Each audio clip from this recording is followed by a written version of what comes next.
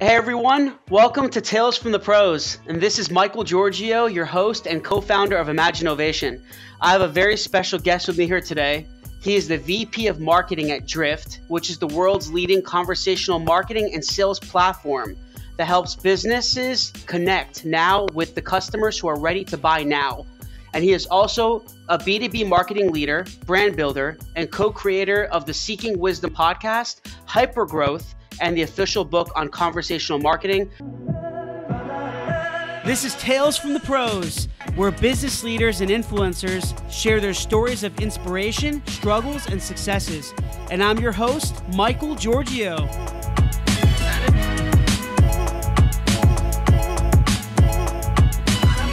Please welcome Dave Gerhardt. Dave, appreciate it. Thanks for being on the show, man. I really appreciate it. Yeah, thank you for having me. I appreciate it. I'm happy to be here. I love talking.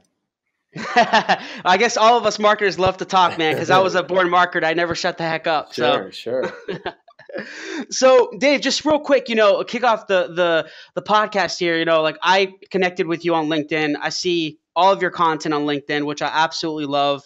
Your content, your videos are fantastic. You have really authentic and just honest messages, which I'm sure you're going to talk about, later in this episode. But with that being said, do you ever what do you consider an integral part of how you became the marketer you are today? How did you tell us a little bit about your story, your background? I actually have no idea. Like I think the way I got to what I'm doing today is I think I used to always try to chase this perfect marketing career and I cared too much about skills that I needed to acquire, and should you be a T-shaped marketer or a generalist, or oh my god, I know how to do content but I don't know how to do this thing, so I got to go do this thing. And the reason I'm using that as an example is because I think so many marketers get caught up in best practices and doing what the industry thinks you need to do in order to grow your career, where for me it was I actually jumped around a bunch. I was at 5 companies in 6 years, and from the ages of 23 to 28, just at a bunch of different companies, and I treated it just like I'm going to acquire as much knowledge as I can about marketing. And then I got an opportunity to join Drift, which was, for me, didn't even care what the company was going to do. I took a bet on the team and the founders, and had an opportunity to join as the first full-time marketing person, which meant I got to get my MBA in marketing, which is I learned a bunch in the first 5-6 years of my career, but you don't actually get to do anything at a big company. A lot of times you don't get to actually, press the button or fail on your own. Everybody kind of has these bullets on their LinkedIn that says, grew revenue, blah, blah, blah, to blah, blah, blah. And you're one of, 75 people on the marketing team who did that. Sure. It's great. I'm not knocking on that, but you don't actually get to learn and experience that firsthand. And so I took the job at Drift because I wanted to just do everything. I wanted to do SEO and content and paid and demand gen and video and events and just figure it all out. And so I've just spent the last 3 years kind of moving from, individual contributor where I did everything to now there's a team of, 15, 20 people in marketing at Drift. And it's been an amazing learning for me and evolution. So I think that's how I got here today. But I wanted to use that as the intro, because I think a lot of marketers will just get caught up on okay, I can do SEO. Now I got to learn this, where to me, it's just all about go to a place where you can learn, and you can learn by doing, not by watching other people do it. Absolutely. And I agree. And I'm sure you know Gary Vaynerchuk. He talks a lot about that, right? Execution, and I love that you said that, because I deal with startups all the time, and all different, different types of companies and different types of marketers. And I hear that a lot. It's not as much doing, right? I just hear people talking about it, and it's not as much execution and implementation and just trying things out and trying to even make mistakes, because we're all going to make a ton of mistakes, right? That's how you're going to get better, right? Yeah, I think you got to learn. I think there's only so much. Let's say you want to be a great podcast host, right? There's only so much you can learn about being a great podcast host before you do it, and before you do it on your own. And also, in marketing, we like to follow whatever the best practices are, versus what if like the best way for me to do my podcast is to do, a podcast every single day, or to only release one a month, but it's 2 hours long, and just like try to do things the way that nobody else is doing them to build your audience. And I just think you don't always learn that stuff if you just follow best practices, or do it how everybody else has already done it. You got to do your own thing, and just be willing to go and learn. Absolutely. Yeah, no, I agree. Well said. So tell us a little bit more, Dave, about Drift. I mean, I've heard of Drift. I know some of your products, and you guys got. I mean, it's an amazing company from what I've read and what I've heard. Can you tell us a little bit more about that company and where you work and where you guys are kind of headed? Yeah, so our mission at Drift is really to transform the way businesses buy from businesses. We think that there's a big disconnect between the way that people like you and me, as people, not B2B marketing Dave, but as just like Dave the human, communicate, how we communicate, and how we want to buy online, and how B2B companies actually, kind of make us communicate, which is go to my website, fill out my form, and my BDR team will reach out to you when they're ready. And so at Drift, when we think about conversational marketing, Drift connects you now with the people who are ready to buy now, right? And the key word there is now, not later, not go to my website, fill out this form, and somebody on my team is going to reach out to you later, not come back tomorrow at 9 a.m. when we're here. It's all about now, because Real that's what time. we all, Yep. yeah, it's real time, right? Yep. That we all expect that. I could go walk outside of the office right now and call an Uber or Lyft on my way home, and they're going to scan the area for the driver closest to me. And within 1-2 minutes, I'm going to get a ride. And we're also so impatient as consumers now. I don't know if you do this. I do this all the time. I have both Uber and Lyft apps on my phone, right? And I pull up Uber, and if the Uber's 7 minutes away, I pull up Lyft, and if the Lyft is 4 minutes away, I call the Lyft, right? And the same thing, like that same reason why we love Amazon, because one click I can buy everything I need for my house tonight, and it'll be here tomorrow. But then there's a huge disconnect between how that actually happens in the marketing world, and especially in B2B. Yeah, no, that's great. And it was with Drift. I know you guys have awesome products, but is it also services as well? Is it just more products? Products. Just products. Okay. Yep. And I know, I actually it's pretty funny because I tried to get is it David Cancel? Yes. Yes, yeah. I read a lot about him. He's awesome, man. I saw a lot of videos and articles about him, and I actually tried to get him on the show a long time ago, but he's so busy. So I'm like that's crazy. But I finally was able to get you on the show, so it's pretty cool that Yeah. kind of happened. Hey, look, Yeah. everything about 98% of what I'm telling you, I learned from him. So it's like it's the next best thing. No, that's great. So, Dave, were there certain focus areas that you had to really work hard on or pay attention to that essentially helped you to become a branded marketing leader? What do you mean? Well, were there certain things that you had to essentially like focus on integral parts in the past, or anything that you had to like strategy, or anything like videos, or anything that you felt in today's digital age that helped you to become more noticeable as a marketing leader, Yeah. helped you get more attention, like what worked? Um, what worked was actually none of the new stuff. What worked the most was going back and studying kind of history, like not like U.S. history, but like marketing history, and direct mail, and advertising, and copywriting, and DC, the guy you just talked about, Drift CEO, founder, he pushed me really early on at Drift to go back. He said, forget about what the best practices are in marketing and all that stuff. Go back and study the timeless lessons. Go back and read copywriting books from the 1920s. And I read a book that was published in 1924 called Scientific Advertising by Claude Hopkins. And that book blew my mind, because when I read it, it was 2015. And every lesson in that book, which was written almost 100 years ago, was still true today, because technology continues to change, marketing continues to change, but what hasn't changed is people. And marketing is all about reaching people and their fears, their dreams, their desires, their motivations. And so I spent more time wondering about how I can understand that stuff, and social psychology, than I did about, how do I set up a marketing automation campaign that can do X, Y, and Z, because that you can learn that stuff from anywhere. And so I've really spent the last couple of years really just kind of geeking out on old school marketing, on classic marketing stuff, and really trying to understand, consumer behavior and social psychology. And also I'm just, you know, neurotically curious person where I have to know the reason for everything. I have to know how this works and why does this plug in here, or why did this person mention this thing and not this thing, and I just got to try to figure everything out. And I think it's a gift and the curse. The curse is it drives me crazy. The gift is that I think it helps me in marketing because I always want to learn more, and I'm just super curious about how people did things, and want to study brands and marketing teams. Yeah. And also, like, just based on your experience, like, what do you see as some of really the toughest challenges and problems that B2B marketers face today? And not just on LinkedIn. I'm sure you're on LinkedIn a lot, but just in general, do you see something that a lot of these marketers are doing wrong? It's not so much what people are doing. So there is one thing people are doing wrong, which I think I don't think as marketers we often have empathy for the people that we're trying to do marketing to, right? Like no marketer, no person, nobody wants to be marketed to. Nobody wants to be sold to. Yep. And of course, you always get a sales rep or a marketing person who's like, "That's not true. I love taking sales calls because whatever." That's an outlier. That's not true, right?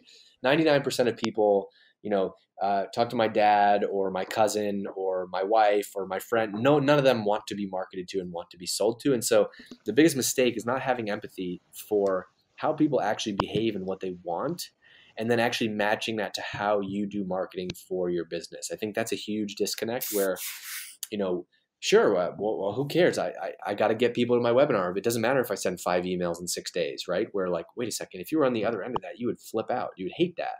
And so I think it's having empathy for that. And then the other thing is just really, damn, I lost my train of thought. That's a pretty good one. That the empathy one is super important.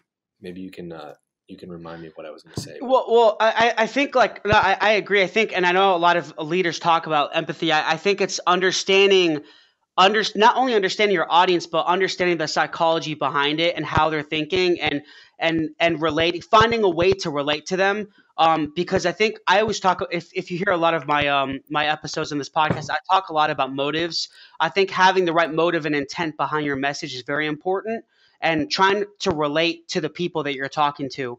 I see like when you have these have these just simple iPhone videos on LinkedIn, and they just seem very I don't know, like some of them you're giving a lot of insight, but some of them you're just kind of talking about what's going on, or your day or what have you, but if they're very I just feel the value that you're providing to your audience, which is great. And sometimes when I see the content out there, it's very salesy, like you talked about, and none of us really want to be sold to, right? And I think that you wanted to add on to that it's not really the best method is to just be sold to on all these channels.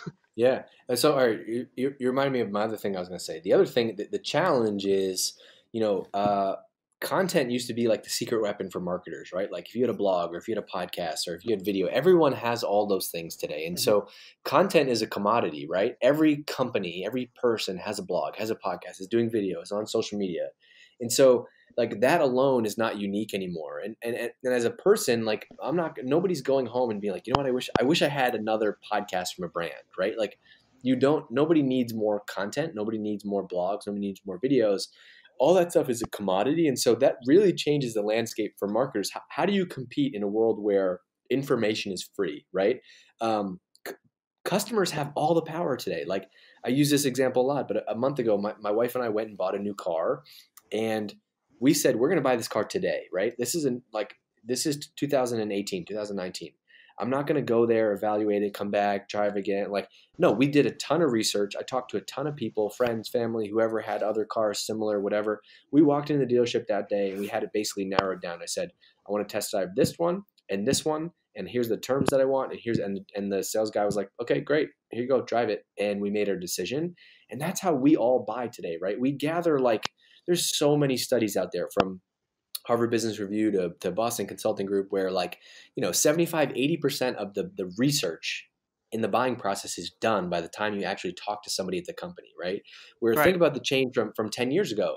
You'd have to show up on somebody's website and be like, I don't know anything. Can you tell me, right? But now information is free. You can find all that stuff out. And so I think that's really changed the balance of power for marketers, and you have to have this philosophy where you're okay giving stuff away, right? We give away, and I would say 99% of our information, we give it away for free at Drift. No forums, no gated content, no paid content, nothing. Like, we give it all away. And then we know that good things are going to come out of that, because when people actually want to talk to us, they're asking the right questions and they're interested. Yeah, no, I definitely get that, and I think kind of going back again to I love Gary Vee, by the way. I love Gary Vaynerchuk, but I always talk about that. You're saying so many things that a lot of these other leaders have said, is that you're just giving away this free content, and that's going to make you a thought leader in your industry. You're not really expecting anything in return. You're kind of just giving, and that's going to make you a leader in your industry because you're providing so much value, and they're going to come to you. They're going to think of you in their head. They're going to come to you first for any product or service. And I think that's great. So yep, totally agree. And to me, that used to be a differentiator. Oh wait, we have a blog. Everybody has a blog now, right? Like, what is your thing? How are you going to compete? That's the question. yeah, absolutely. And what do you think, Dave, in regards to for future leaders, marketers, entrepreneurs listening, what would you consider the most important things to focus on to be a better marketer, in your opinion? I think you just learning like this growth mindset where anything. I think I love marketing because everything to me is marketing. Like, I'll be standing in line at the grocery store and see a tabloid magazine in the shelf, and most people would be like, "That's trash. Why do you spend your time reading that?" I'm not reading it, but I'm looking at it because that tabloid sells millions of copies, and they know something about writing headlines and what the cover should look like. And how can we steal that inspiration, use that for our magazine or our website or our blog or our headline? And so I think it's really just about always being curious and understanding what makes people respond to certain things, and then figuring out how can you translate that into what you're doing as a marketer. So number one is like being super curious. Number two is just being able to learn faster than other people. And so I'm just obsessed with reading, with listening to podcasts, with listening to books. On like, I read a book in the morning, walk into work listening to a book on Audible, and always watching YouTube videos and getting podcasts and stuff. And that's not to say I'm unique, but I think that's an advantage, because if you're just taking in information from everywhere, you're going to have a bigger, palette to pull from when you need to come up with ideas. And I think, I was talking to someone earlier about like, how do you come up with more ideas? And the way you come up with more ideas is by just learning more stuff. Like, read every newspaper, every book, every blog, every podcast, like soak all that stuff in, find people that you want to learn from. You don't have to learn from everybody, but pick out 2 or 3 types of people in an industry, or, hey, there's this one CMO from American Express that I think is amazing. I just want to follow her stuff, right? Or I love this author and he's great about social psychology, so I want to learn everything he has. And I think just being intentional about what you're learning, and what you're going to find is the more you learn, the more creative you're going to be. That's something I didn't understand until a couple of years ago. I used to think like, I'm not that creative, but now like, it just, the more you learn, you're gonna be able to come up with ideas left and right all day long. And I think that is really the secret to becoming a great marketer, is that you can come up with ideas for anything. I could figure out how to sell you this, water bottle on my desk if we needed to, and I think that's an advantage. Yeah. And, I definitely want to ask you this question. One of my employees actually asked me to ask you this.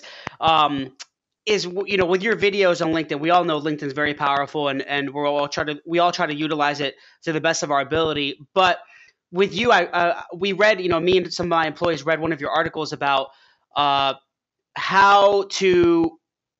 you got 100,000 views. Not that numbers matter, but it's just kind of, we're using that article as an example. How you got over 100,000 views on most of your, if not all of your videos, and you had certain key methods and strategies. Do you want to talk a little bit about that, just so people? I definitely want to provide insight for people who are trying to improve their just their messages and their videos and content on LinkedIn. Yep.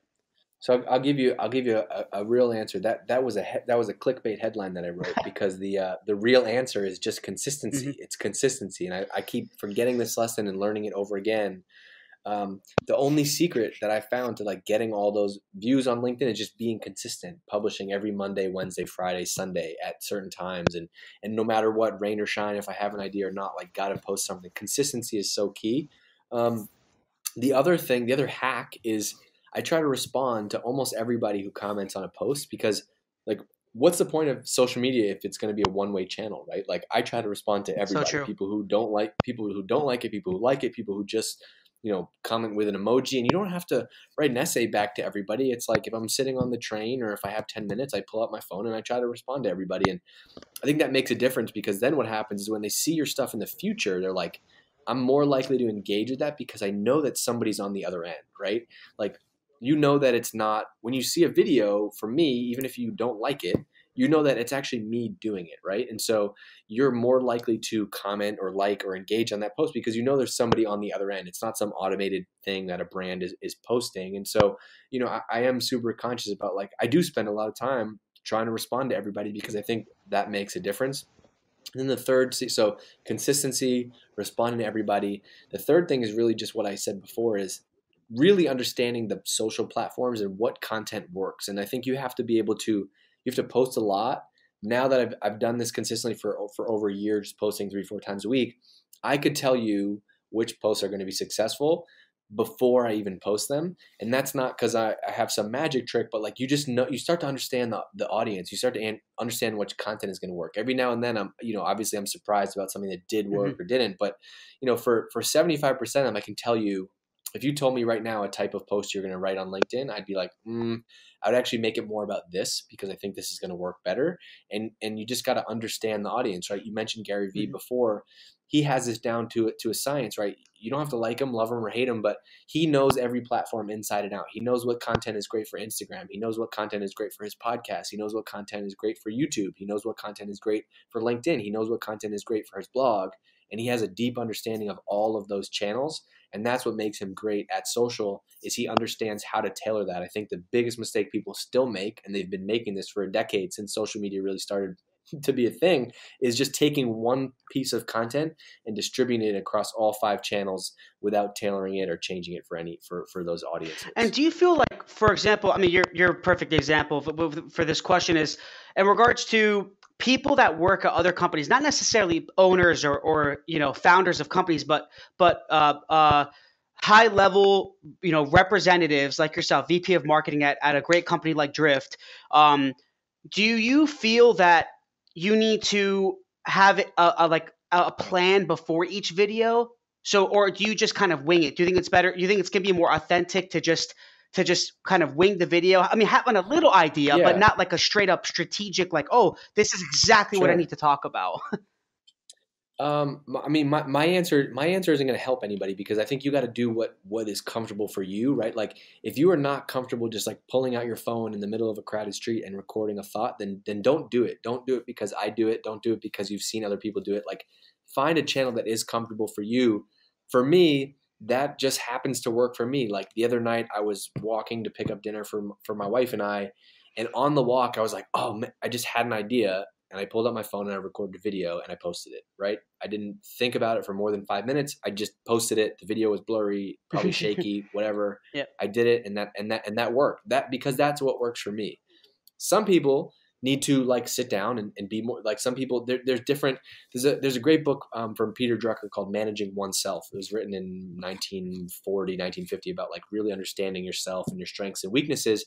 And he basically broke down like there's two different ways people learn and communicate. There's visual learners and audio learners, and for me, like, that's just a channel that is comfortable for me. For other people, it might be writing, and so maybe your thing is you can spontaneously write something. But I think it just depends, right? It doesn't mean that if you want to do LinkedIn videos, you don't need to sit down and write a script and do it. Maybe you can be great at that, and that might work on LinkedIn. But this is just kind of one method for me, and it's there's actually, just today as we're recording this, somebody posted this thread on LinkedIn and was like, why does everybody do this like walking around selfie style video?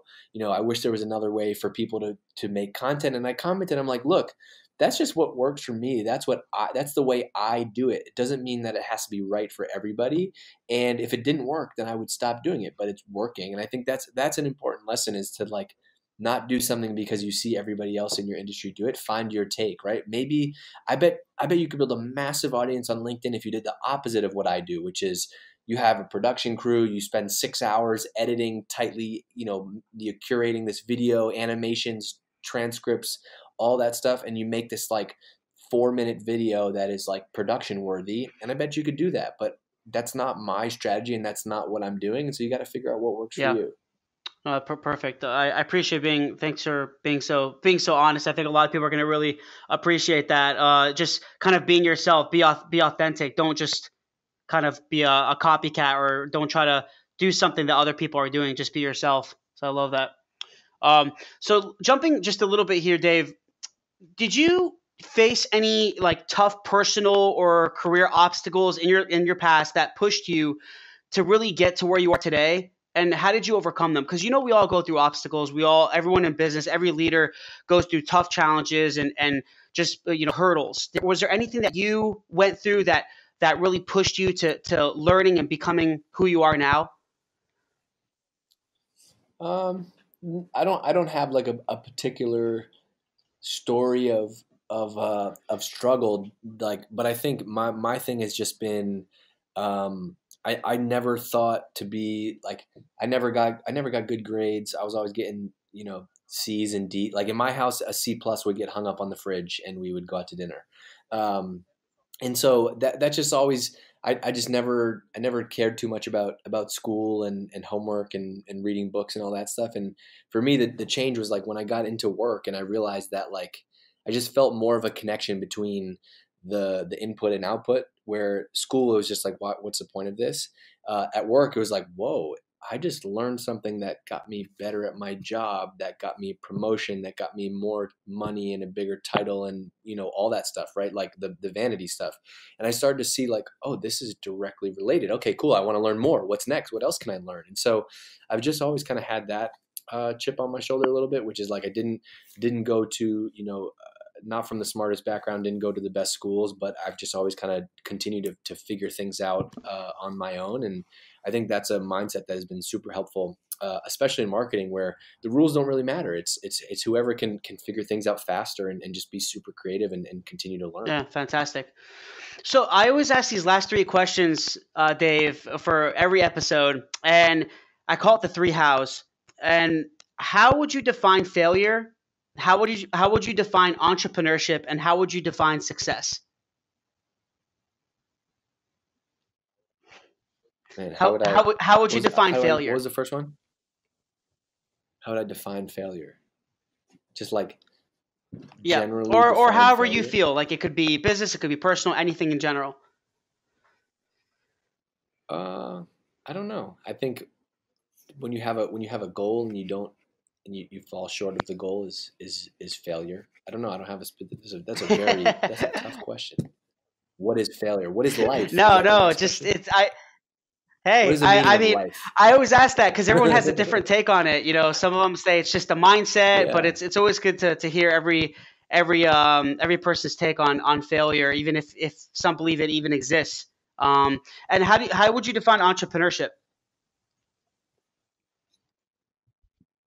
I don't know. I don't even think of myself as a entrepreneur. I think I just I think the piece of I've had side projects. I never started my own company, but I think entrepreneurship is it's more of a mindset.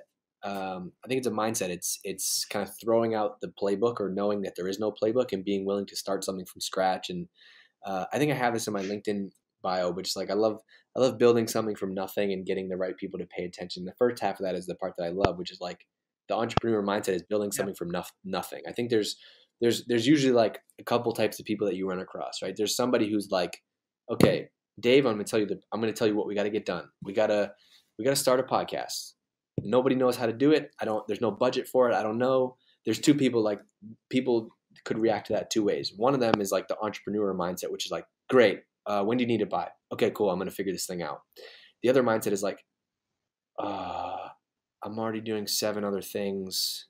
I have no idea how to do a podcast. What's the budget for this, by the way? Oh, that's not enough money, right? Like that's the opposite of the entrepreneurial mindset. And I think I just try to apply that to that piece. I try to apply to everything that we do in marketing is there's always a different way. There's always a new take. Like I want to try every different challenge that we have versus, having to follow everything in this cookie cutter system that's or a great answer. process. I love it. And how would you define success? another hard one. I know No, they're hard questions. yeah, that's the closest one to like, what's the meaning of life? How do I define success?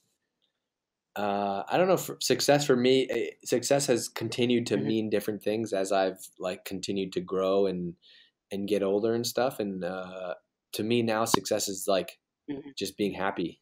To be honest with you, like if I'm happy, if I can be happy in my own, if I can walk home and be like I'm just happy, like my family's healthy, I'm having fun, then that to me is success. Where I think 10 years ago I would have been like, you need this house, you need this car, you need this. None of Yeah. that stuff matters. No, and I appreciate that. You know, it's always good to see. You know, sometimes I know they're very hard questions. It's good to hear some people have very specific answers, and they're like, so, oh yeah, I have a perfect answer. That some of them are like, this, yeah, this is a tough one. I don't know, but it's always I always like to hear everyone's take on it. So I really appreciate that, Dave. So can you tell us where everyone can find you? You can find me anywhere there's an internet connection. I'm at Dave Gerhardt on Twitter, LinkedIn, Instagram, all that stuff. Pretty much everywhere. Company is drift.com. And if you go to drift.com/book, you can pre-order the brand new copy of our debut novel. It's the definitive guide to conversational marketing, which is in stores everywhere on Cool. January 30th. Thank you so much, Dave. I really appreciate it, man. I know, like I said, I'm sure you're a very, very busy guy, and thank you so much for being a part of this podcast and sharing your story and your expert insights. I'm very, very thankful. Yeah. Thanks for having me. I appreciate it. I do like, I'm just giving you a hard time. I like your questions. No, They it's make good. me think. That's So my I job. appreciate it. Yeah, perfect. Appreciate it. Thank All you. right. See ya. Please subscribe to our YouTube page and also follow our social media. There are links somewhere around here. But we really appreciate it, guys. Thanks for all the support. And I'm going to be giving you awesome content continuously. And we look forward to seeing you soon.